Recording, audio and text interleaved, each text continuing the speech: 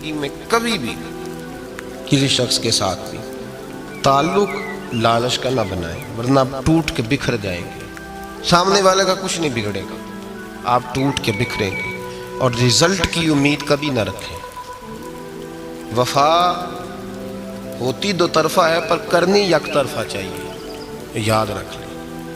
وفا ہوتی دو طرفہ ہے، کرنی یک طرفہ چاہیے۔ جو کہتا ہے نا سامنے والا کرے گا تو میں کروں گا، وہ بھی کچا ہے، وہ کمزور ہے، وہ ابھی پکا نہیں ہوا۔ وفا کرنی یک طرفہ چاہیے، تو کر، سامنے والا نہیں کرتا تو نہ کرے، تو اپنی طرف دیکھنا، سامنے والے کو چھوڑ، وہ نہیں کرتا تو نہ کرے، اس کا اپنا۔ حضرت امام احمد بن حنبل رحمۃ اللہ تعالی علیہ، یہ وفا کے عنوان میں بڑی اہم بات ہے اگر آپ کو سمجھ آئے تو۔ امام احمد بن حنبل رحمۃ اللہ تعالی علیہ جھیل کے کنارے، ندی کے کنارے وضو کر رہے تھے۔ ایک بچھو ساتھ ساتھ چل رہا تھا، وہ چلتے چلتے پانی میں گر گیا۔ امام احمد بن حنبل نے ہاتھ رکھا، بچھو کو باہر نکالا۔ جب باہر نکالا تو اس نے ڈانگ مارا۔ جس کی طبیعت میں ڈانگ ہوگا تو وہ ڈانگ ہی مارے گا، اس کے پاس ہے ہی اور کوئی نہیں تو وہ کرے کیا، وہ مجبور ہے۔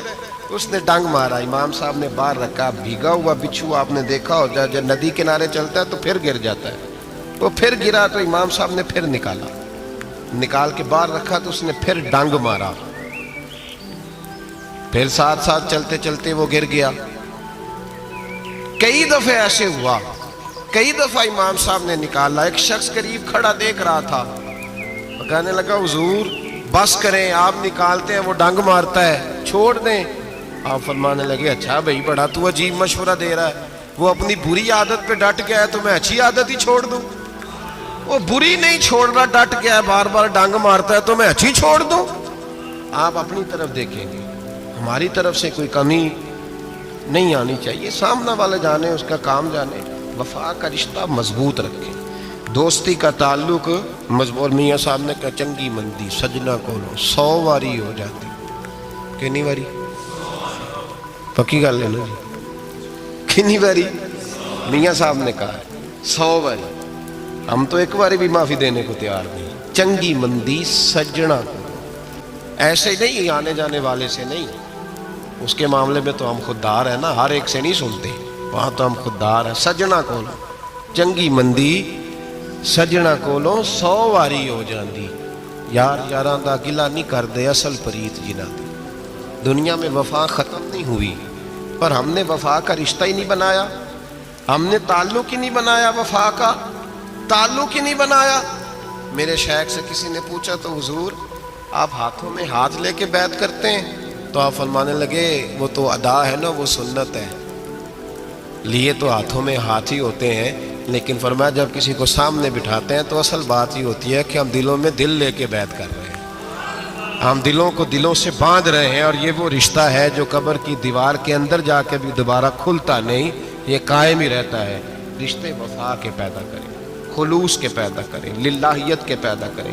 میرے نبی پاک سید عالم صلی اللہ تعالی علیہ وسلم نے اس وفا کو آگے پھیلایا ہے۔ نبی پاک سید عالم صلی اللہ تعالی علیہ وسلم نے رشتوں کی مضبوطی کا حکم دیا ہے۔ عرض کی یا رسول اللہ صلی اللہ علیہ وسلم، صحابی نے پوچھا حضور مجھے سب سے زیادہ کس صدقے کا ثواب ملے گا؟ ترغیب و ترہیب میں حدیث موجود ہے، حضور کس صدقے کا ثواب سب سے زیادہ ہے؟ تو اللہ کے رسول نے فرمایا تیرا رشتہ دار ہو، تجھ سے ناراض ہو اور ضرورت مند ہو، تجھ سے ناراض ہو ضرورت مند ہو، تیرا اپنا، اس کو تو اگر صدقہ دے گا تو اللہ تجھے سب سے زیادہ اجر عطا فرمائے گا۔ رشتوں کو نبھانے کے لیے جن ضرورتوں کی ضرورت ہوتی ہے، جن حاجتوں کی، ہم جو رشتے بناتے ہیں نا، ہمارے رشتے ہیں ضرورت کے، لالچ کے۔ جب تک لالچ پورا ہوتا ہے رشتہ ہوتا ہے، حالانکہ رشتے ضرورت کے نہیں ہونے چاہیے، رشتے عقیدت کے ہونے چاہیے، رشتے محبت کے ہونے چاہیے۔ اور روحانی زندگی میں اگر کوئی رشتہ لالچ کا ہو تو وہ تو 2 قدم نہیں چلتا، ٹوٹ جاتا ہے۔ عقیدت اور محبت اور احترام کا جو رشتہ ہوتا ہے وہ مضبوط ہوتا ہے، وہ ہمیشہ چلتا ہے، اس کے اندر پختگی ہوتی ہے۔ وفا اس رشتے کے اندر آتی ہے جس رشتے کے اندر کوئی لالچ۔ ہمارے زمانے کے اندر یہ شور ہو گیا ہے کہ کام پیارا ہے چم نہیں پیارا، اس شور نے رشتوں میں کمزوری ڈال دیا، دراڑیں پیدا کر دی۔ ہم لوگوں کو پیار ہو گیا ہے سامنے والا کتنا، اور جب تک ہمارے کام کا کوئی شخص رہتا ہے تب تک ہمارا تعلق بھی رہتا ہے، اور جب وہ ہمارے کام کا نہیں ہوتا تب تک ہمارا اس کے ساتھ تعلق ٹوٹ جاتا ہے۔ یاد رکھیے میرے بھائی، جب رشتے کی یہ بنیاد ہو نا، پھر اس میں وفا نہیں ہوتی، پھر اس میں وفا، آپ کہتے ہیں سامنے والا وفا نہیں کر رہا، تو بھائی وفا کی بنیاد ہی نہیں تھی یہ رشتہ، یہ بنیاد نہیں تھا وفا کی، وفا کی بنیاد نہیں۔ اللہ تبارک و تعالیٰ نے قرآن مجید میں صحابہ کی دو قسمیں بیان کی اور فرمایا دونوں کے ساتھ میرا وعدہ ہے کہ میں دونوں کے ساتھ اچھا سلوک کروں گا۔ یہ سارے ستارے ہیں پر قسمیں دو ہیں، قسمیں دو، قبل الفتح اور بعد الفتح۔ ایک قسم وہ ہے جو فتح مکہ سے پہلے کلمہ پڑھ کے مسلمان ہوئی، ان لوگوں کی درجہ اللہ کی بارگاہ میں زیادہ ہے۔ جو فتح مکہ کے بعد مسلمان ہوئے، اگرچہ وعدہ ان کے ساتھ بھی رب کریم کا ہے، سارے ستارے ہیں، سارے عظمت والے ہیں، لیکن چونکہ فتح کے بعد آئے تو ان کا وہ والا درجہ، ان کا درجہ زیادہ ہے جنہوں نے اسلام کی غربتوں سے پیار کیا، جنہوں نے بھوک سے پیار کیا، جنہوں نے بدر کی تنہائیوں سے پیار کیا، جنہوں نے احد کے پتھروں سے پیار کیا، ان کا درجہ شریعت میں زیادہ ہے۔ اگر آپ تعلق رکھتے ہیں نا، یاد رکھیں اتنی دیر کے جتنی دیر کام چلتا ہے، جتنی دیر ہمارا کسی دوست کے ساتھ تعلق ہے، تو یہ رشتہ کمزور ہے، اس میں وفا نہیں ہوگی اور کسی نہ کسی جگہ پہ ٹوٹ جائے گا، کسی نہ کسی جگہ پہ آ کے ختم ہو جائے گا۔ صوفیاء یہ کہتے ہیں کہ اولاد کے ساتھ بھی اس تمنا کا رشتہ نہ رکھو کہ وہ میری وفادار ہوگی اور میری وہ کل کو خدمت کرے گی۔ کمیٹی نہ ڈالو کہ یہ بچے ہیں تو بڑے ہوں گے تو میں آرام سے بیٹھوں گا تو میری پینشن لگ جائے گی، یہ روٹی کما کے لائیں گے، یہ تو کمیٹی ہے، اولاد تو نہ ہوئی، کمیٹی نہ ڈالو، چھوڑو اس چکر کو۔ اولاد فرما بردار اگر ہوگی تو اپنے فائدے کے لیے ہوگی۔ ہم نے اس سے یہ لالچ بھی، حضرت عبداللہ بن مبارک رحمۃ اللہ تعالیٰ علیہ فرماتے ہیں لالچ کے رشتے ہیں دنیا کے، لالچ کے۔ آپ کے انتقال کا وقت آیا تو اماں بڑا رو رہی تھی، عبداللہ بن مبارک رحمۃ اللہ علیہ اپنی اماں سے کہنے لگے اماں تو کیوں روتی ہے، تیرے تو اور بھی بیٹے ہیں، تو کو میرے بعد لوارث تو نہیں ہو جائے گی، آخری وقت ہے، نزع کا عالم، اماں تو کیوں روتی ہے، اور بھی بیٹے ہیں؟ تو اماں کہنے لگی بیٹا اور بھی بیٹے ہیں پر جس طرح کا دھیان تو رکھتا تھا وہ نہیں رکھتے، جس طرح وقت پہ دوائی تو لا کے دیتا تھا وہ نہیں لا کے دیتے، جس طرح تو میرے کھانے پینے کا خیال رکھتا تھا وہ۔ کہنے لگے اچھا اماں اس کا مطلب ہے تو مجھے نہیں رو رہی، تو اپنی ضرورتوں کو رو رہی ہے کہ روٹی کون دے گا، کھانا کون لائے گا، دوائی، میں سمجھا تھا شاید مجھے رو رہی ہے۔ بیوی سے پوچھا تو کیوں رو رہی ہے، تو کہنے لگی تیری وجہ سے میری بادشاہی تھی، تو موجود ہے تو خاندان میں، معاشرے میں میرا ایک وقار ہے، تیرے بعد تو بیوہ کی زندگی ہوگی۔ آپ فرمانے لگے اوہو میں سمجھا تھا شاید مجھے رو رہی ہے، تو اپنے وقار کو رو رہی ہے۔ بیٹوں اور بیٹیوں سے پوچھا تمہاری آنکھوں میں کیوں آنسو چھلکتے ہیں؟ کہنے لگے ابا جس پیار سے باپ شادی کرتا ہے دوسرا کوئی نہیں کر سکتا، اور جس محبت سے باپ لا کے کما کے دیتا ہے دوسرا کوئی نہیں دے سکتا۔ فرمانے لگے اوہو میں سمجھا تھا مجھے رو رہے ہو، تم تو شادیوں کو رو رہے ہو، میرے ساتھ تو تعلق ہی نہیں۔ پھر عبداللہ بن مبارک رونے لگے اور پھوٹ کے روئے۔ کسی نے کہا آپ کیوں روتے ہیں؟ فرمایا آج سمجھ آئی ہے، میرے ساتھ اگر بے لوث رشتہ ہے تو یا خدا کا ہے یا محمد مصطفیٰ کا ہے صلی اللہ علیہ وسلم، آج سمجھ آئی ہے۔ وہ میں نے جن کے ساتھ تعلق مضبوط کیا ہی نہیں، کبھی فجر چھوڑی، کبھی زور چھوڑی، کبھی یہ رہ گیا، کبھی وہ رہ گیا، کبھی داڑھی کا پروگرام بنا، کبھی رہ گیا، جن کے ساتھ میں کمزور تھا وہ میرے ساتھ مضبوط تھے، اور جن کے ساتھ میں مضبوط تھا ان کا میرے ساتھ کیا حال تھا۔ یہ کمزوری ہے رشتوں میں، وفا نہیں۔ ہمیں تو بھائی کام پیارا ہے، چم نہیں، بالکل۔ بچے شکایت کرتے ہیں، کہتے ہیں ابا کماؤ پتر سے پیار کرنے لگا ہے، بچے شکوہ کرتے ہیں، کہتے ہیں جو آدمی جیب میں زیادہ پیسے ڈالتا ہے ابا جی کا پیارا ہے۔ باپ شکوہ کرنے لگے ہیں، کہتے ہیں میں مالدار ہوتا تو میرے بچے بھی فرما بردار ہوتے۔ رشتوں کو روح کا رشتہ بنائیں، وفا کا رشتہ بنائیں، وفا کا۔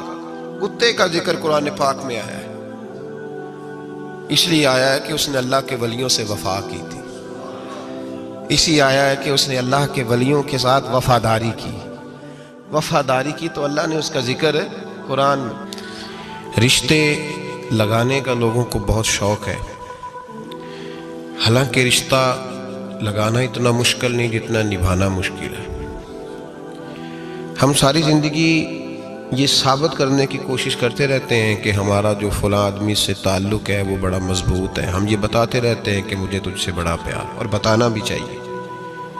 نبی پاک صلی اللہ علیہ وسلم نے فرمایا جس سے محبت ہو اسے بتایا کرو کہ مجھے تجھ سے محبت ہے، تاکہ وہ بھی تم سے پیار کرے، یہ بتا دینا چاہیے۔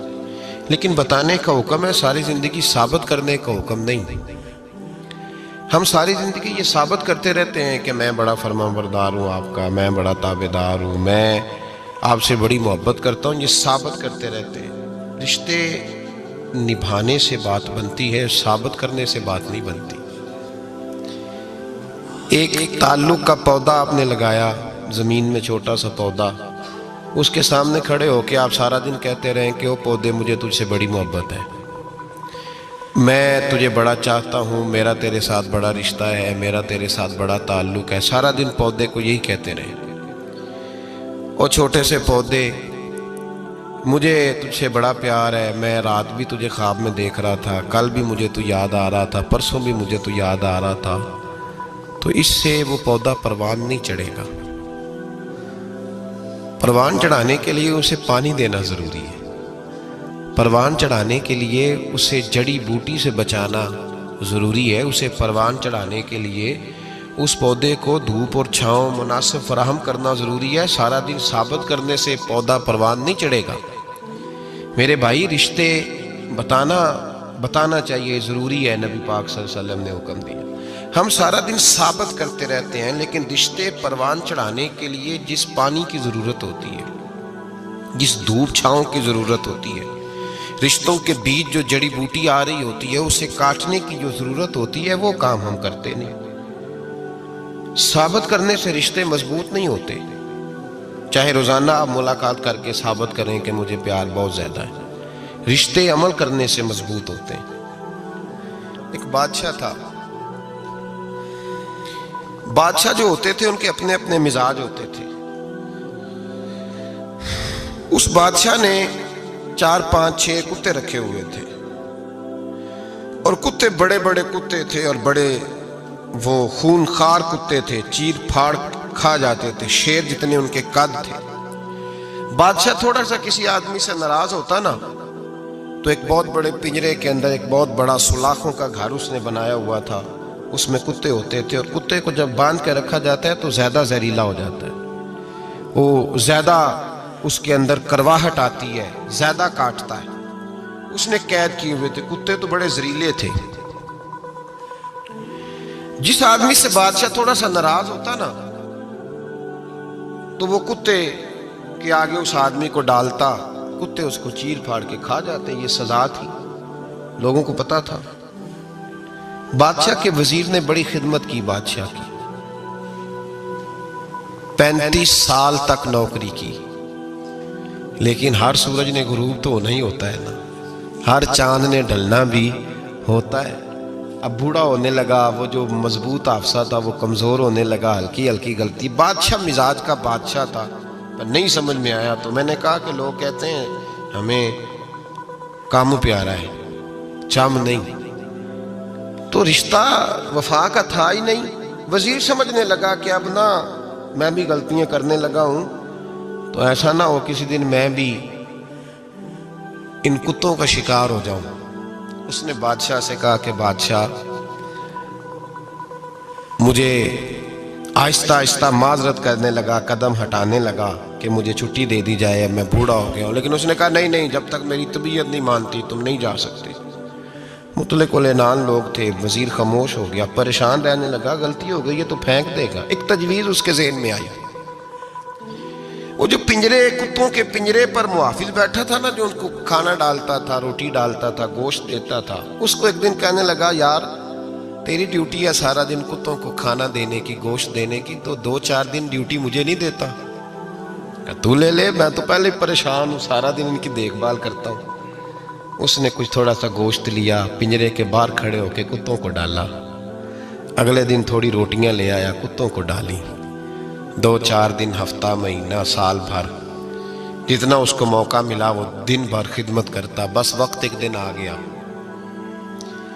بادشاہ کو کوئی بات اچھی نہ لگی۔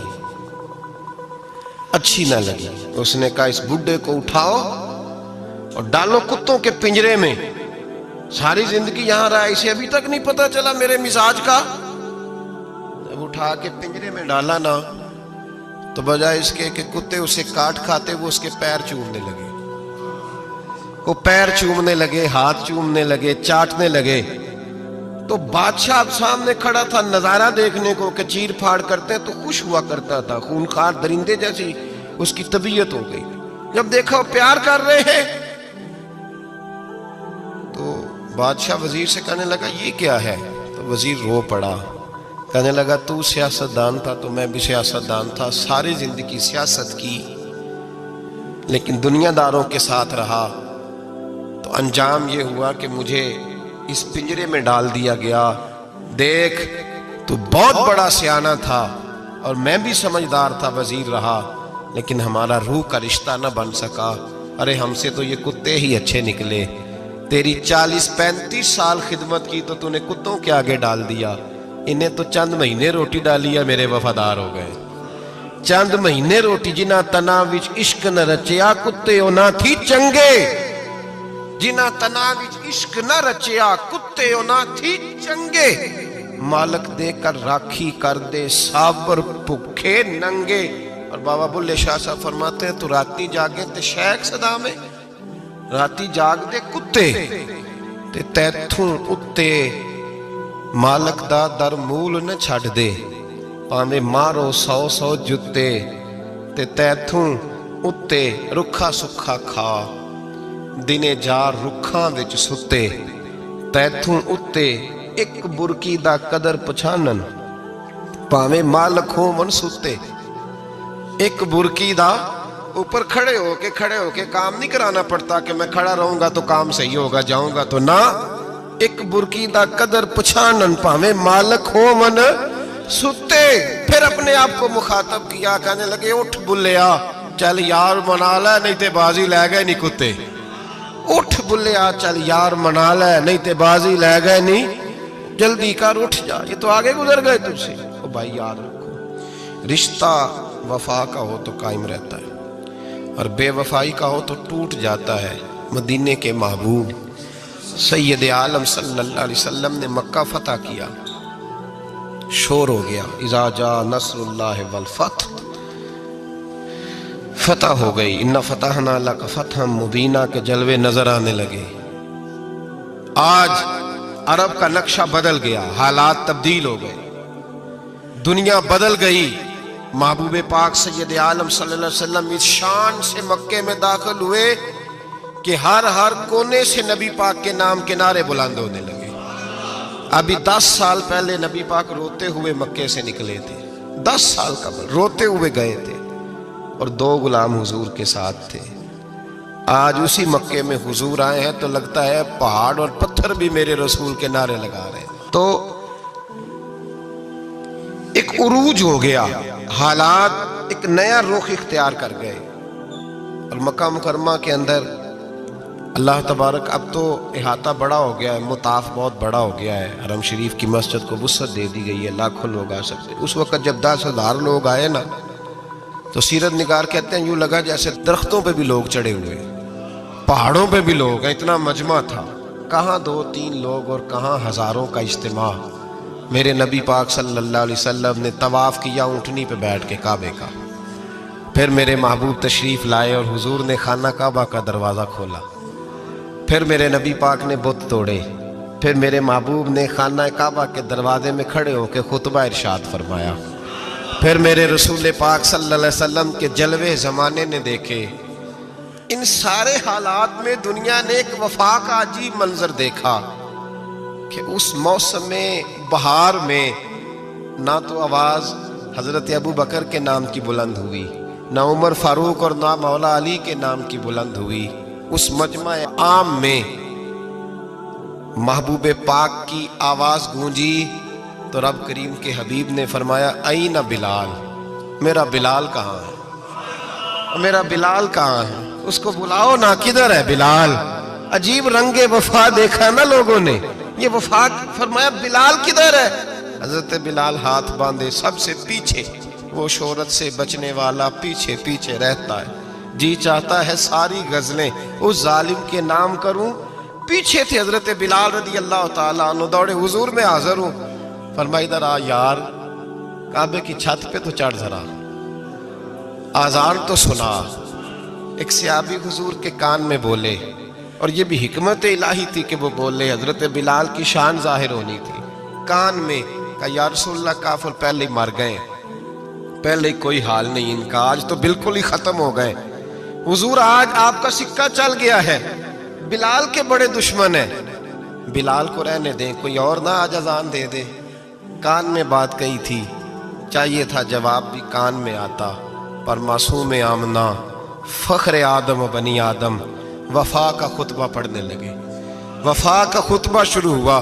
میرے حبیب علیہ السلام نے فرمایا، کان میں بات کی تھی حضور کان میں جواب دیتے، لیکن حضور نے فرمایا چپ کر یار، تو نے عجیب بات چھیڑ دی ہے، جب مکے میں پتھر کھانے ہوں تو بلال، اور جب بدر میں تلواریں چمکے تو بلال، احد میں پتھر برسے تو بلال، اور گلے میں کس کے رسی باندھ کے سے مکے کی گلیوں میں گھسیٹا جائے تو بلال محمد محمد کہے، اور آج اللہ عزتیں دے تو کسی اور کو چڑھاؤں، فرمایا چپ کر کے سارے نیچے کھڑے رہو، آج کعبے کی چھت پہ بلال کھڑا ہوگا تو میں دنیا کو بتاؤں گا وفا کس چیز کا نام ہوا کرتا، بلال ہی چڑھے گا کعبے کی چھت پہ۔ کس نے ذروں کو اٹھایا اور صحرا کر دیا، یہ کس نے قطروں کو ملایا اور دریا کر دیا، اور کس کی حکمت نے یتیموں کو کیا در یتیم، اور غلاموں کو دنیا بھر کا مولا کر دیا۔ بھائی یاد رکھو، رشتہ جو وفا کا ہوتا ہے نا، اس کا بڑا رنگ ہوتا ہے، اس کا بڑا انداز ہوتا ہے، اس کے بڑے طریقے ہوتے ہیں۔ اگر حضرت حلیمہ غربتوں کے عالم میں میرے مصطفیٰ کو لے کے گئی تھی نا، تو معصوم آمنہ نے بھی تو سبق بڑا نرالا دیا نا امت کو۔ حضرت حلیمہ جب لے کے گئی تھی تو تب تو 3 لوگ تھے نا، کوئی دیکھنے والا نہیں تھا، 3-4 لوگوں میں لے کے گئی تھی۔